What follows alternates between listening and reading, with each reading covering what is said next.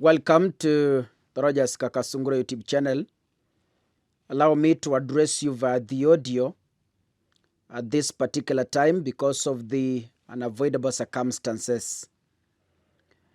Samia Suluhu is an African president who is in trouble because of ascending to power using a sham election that was held last week in Tanzania. Confusion has rocked the African Union because the chairperson of the African Union congratulated Samia Suluhu the very day she was declared the winner. But later on, the African Union Election Observation Mission has contradicted the congratulatory message from the chairperson. The chairperson spoke and said the following, and I know this will be a big blow to Samia Suluhu. For those of you who didn't find the congratulatory message, allow me to take you through it before we face the report from the observers.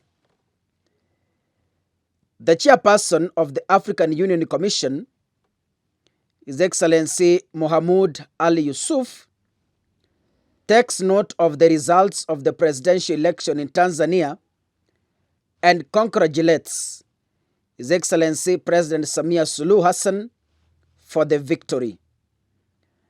The chairperson deeply regrets loss of human life during the post-electoral protests and extends sincere condolences to the families of the victims.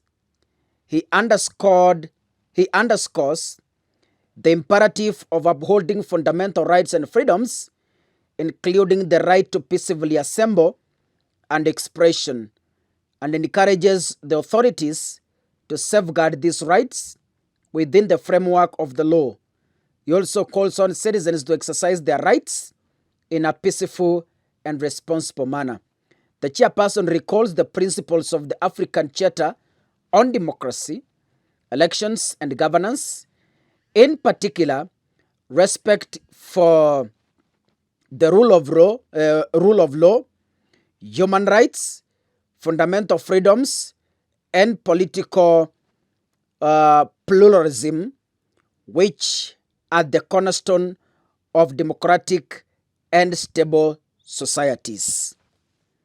That is the congratulatory message from the chair of the African Union. Now, what are the critical areas did the AU election observers feel that Samia Suluhu compromised the fundamental rights of a free, fair, and credible election? They said that the Tanzanian election lacks compliance. It lacks compliance, where it stated that elections failed to meet AU democratic norms and international standards. There were irregularities and fraud, observed incidents of ballot stuffing, and noted that ballot counts did not tally at some polling stations. I was in this very platform.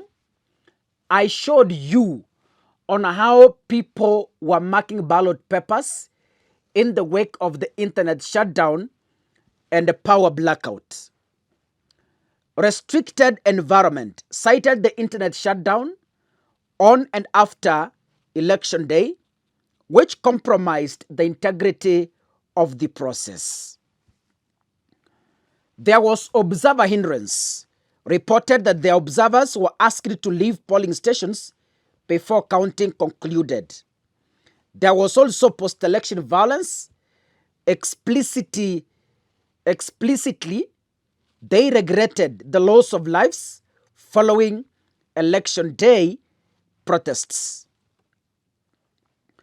They also said that the election was uncompetitive, concluded that compared to previous elections, the 2025 general election were uncompetitive, mainly due to the opposition boycotts and disqualifications.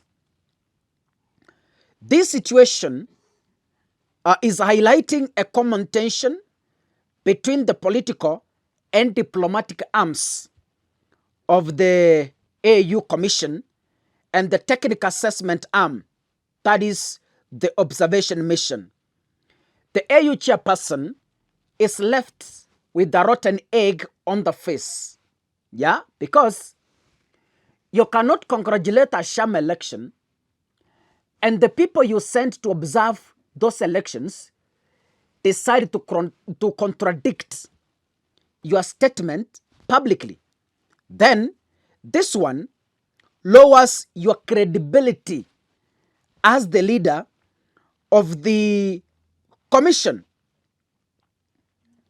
It is in the public domain, yeah, that the observers mission issued a much more critical preliminary statement which concluded that the elections did not comply with the African Union principles, normative frameworks, or international standards for democratic election. But when you find the person who is in charge of such a union is congratulating a sham election, what picture is he painting to African countries and the world at large? So as we speak, the observers from the African Union still are having a stand that Samia Suluhu did not qualify to be sworn in as the president using the concluded general election results. That is what I'm learning from this statement. Meaning, if I told there was a better term to explain Samia Suluhu's presidency, we can conclusively say she is currently an illegitimate president who used a sham election to ascend to power. That is actually the conclusion of the AUC's statement. If you're watching this, kindly make sure you click the subscribe button and remember to turn on the notification bell. We are about to begin our journey to 500,000 subscribers.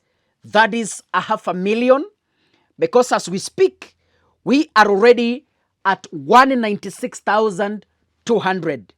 We have 3,800 more to go. And if we decide this one, we can be able to finish even before the night ends. 3,000 ni watu wachache. So if you're watching this, make sure you click the subscribe button and remember to turn on the notification bell. God bless you. See you in the next episode. Asanteni sana.